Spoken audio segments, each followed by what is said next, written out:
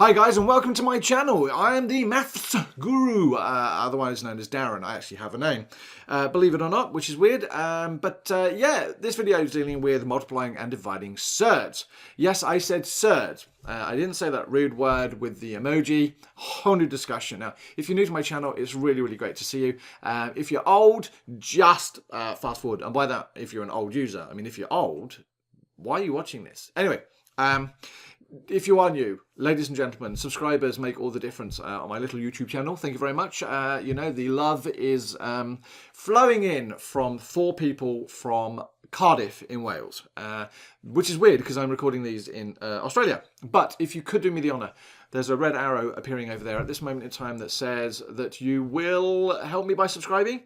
If you could, that would be great. And also, as weird as it sounds, send a message out on Instagram, Facebook, Twitter, Snapchat, whatever, and just let everyone out there know that you actually are supporting my channel, and they should get over and watch it as well. Now, multiplying and dividing surds is a continuation of the stuff we have been dealing with before. Now, we've dealt with what an irrational number is.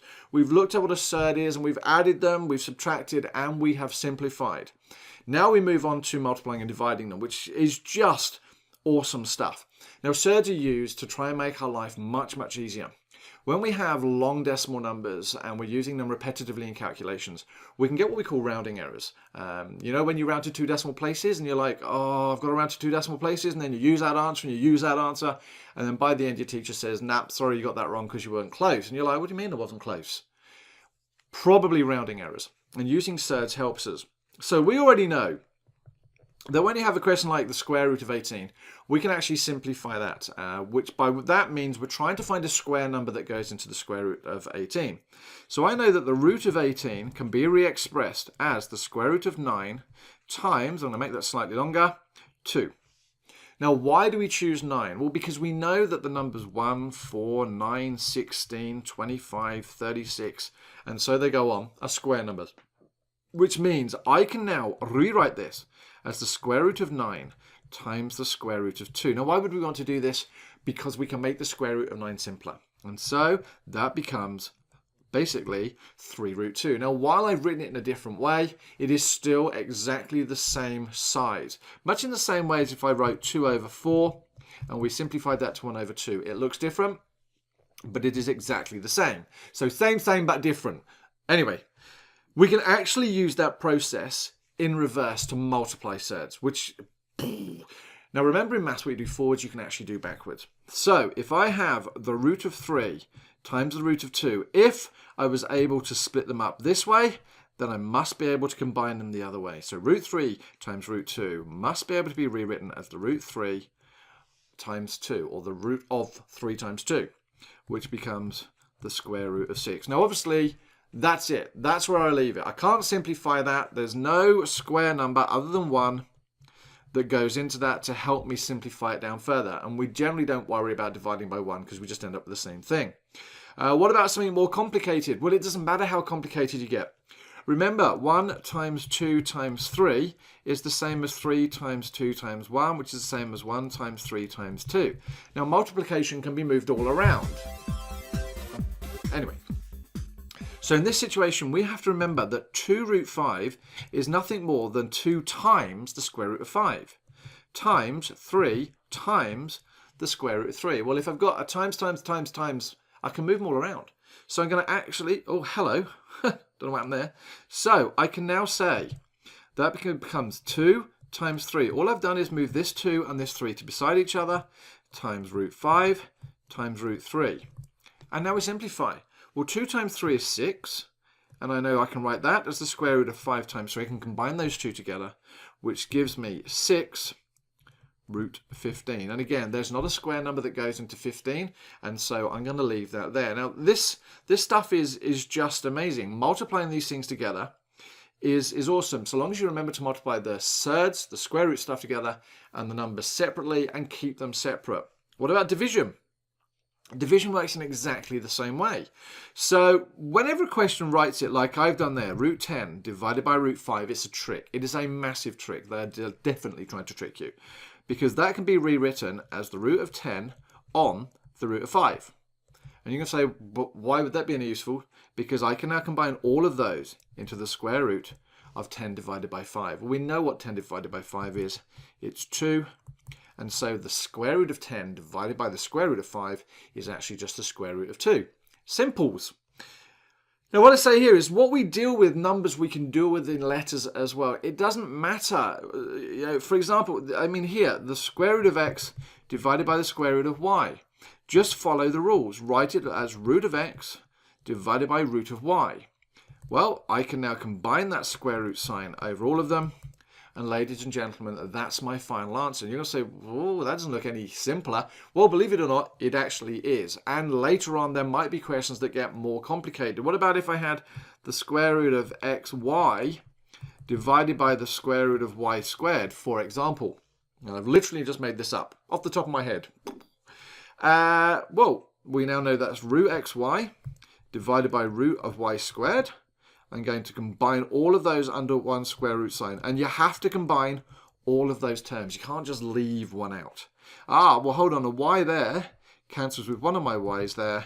And so the simplified form is, again, just x over y.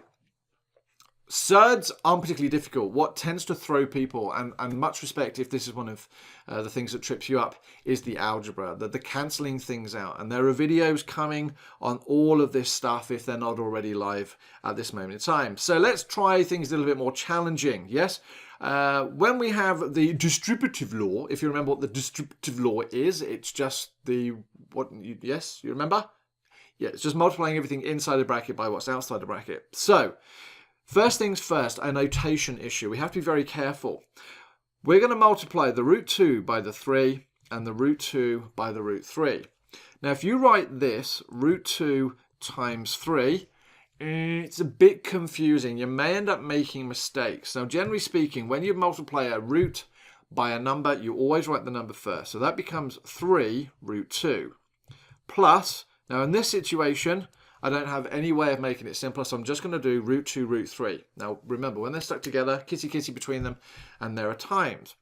Well, I can't make 3 root 2 any simpler, but I can make this simpler by combining the 2 and the 3 underneath. They're combined because they're times, so that becomes 3 root 2 plus root 6, and I cannot add those together. Now, remember, we can't add those together because they're not like terms. And for them to be like terms, they have to have exactly the same number under the square root sign. So if I had, for example, 3 root 6 plus root 6, well, that's saying 3 of them plus 1 of them, and I would write that as 4 root 6. But in this situation, I can't do that because they're not like terms. Now, you notice the next question says expand and simplify. Whenever a question says simplify, and I put in brackets where possible, the chances are it can be simplified once you multiply it out. And it looks complicated, doesn't it?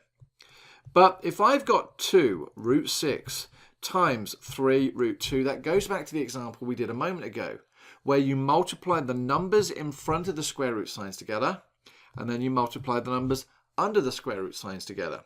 So looking at this first time, 2 root 6 times 3 root 2, well, 2 times 3 is 6, and root 6 times root 2 is root 12. Now, I could simplify that now, but I'm not going to. We're just going to see what happens. Minus, well, 2 times 3 is 6, and root 6 times root 6 is 36. Do you see it? Now, I'm telling you, there are 2 things here that can be simplified. One, we know what the square root of 36 is, because it's a square number. Now, I know, and I'm going to leave this one for a moment, that's going to become minus 6 times 6. All right? Now, the square root of 12 is one of these ones I always remember, because that's the same as the square root of 4 times 3, which is the root of 4 times the root of 3, which is 2 root 3. And some of the most common ones I would suggest you're remembering. So that becomes 2 root 3 minus 36. So I've expanded and simplified. What about this squaring surds malarkey? Well, it's an important tool to know that when you square a surd, you're actually getting rid of the square root sign. So, for example, root 3 squared. If we think about it long way, when you square something, you times it by itself. So you end up with root 3 times root 3. Well, writing that as 3 times 3, I know that's the square root of 9, which just so happens to be 3. And it wouldn't matter if I did the square root of 4 squared, I'm going to get root of 4 times 4 which is the root of 16, which is 4. What do you notice? 3, 3, 4, 4. The reason being is because the square cancels out that square root. They are the opposite each other. So it's like doing something and then reversing it. So in this situation, getting rid of that to make it easier, I'm just going to write 3. Whoa! Mind blown. Almost at the end of this one. Like I said a moment ago, when we had root 3 squared, we know that that means to square everything inside that bracket. We also know, as I say here with the theory, that when we have a, b in brackets squared, you square everything inside that bracket. So that's the same as a squared, b squared. Now the same thing works with square root signs. All right? So if I have 3 root 4 all squared, I can do this in one of two ways. I can do it as, let's do the sort of more complicated way over here, or the more verbose way. 3 root 4. So 3 root 4 times 3 root 4. So multiplying the numbers outside together first gives me 9. And root 4 times root 4 gives me root 16, which just so happens to be 4. Well, hold on a moment. We've got that square root and that square thing again.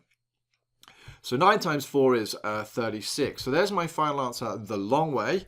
Now, if we do this the other way, that's the same as 3 squared times root 4 squared. Well, that's squared and the square root cancel each other out, so that stays as 4.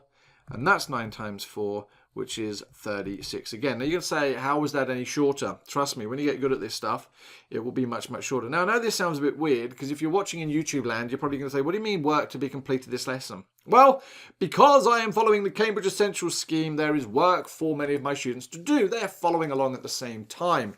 I'm hoping to be a good maths teacher for them, and that they can at least go back and follow the work again. Well, I think that's it. A relatively short lesson this time on multiplying and dividing surds. Thank you so much for watching. If you haven't had a chance to do so, please, please, please subscribe. What do you mean you haven't? Well, there you go. There's a doohickey there. And if not, there's a video over there for you to load as well. Please, do what you can to spread the love. Let people know out there that I'm around and here to help. Otherwise, you have a fabulous day. This is MaffsGuru signing out. Farewell.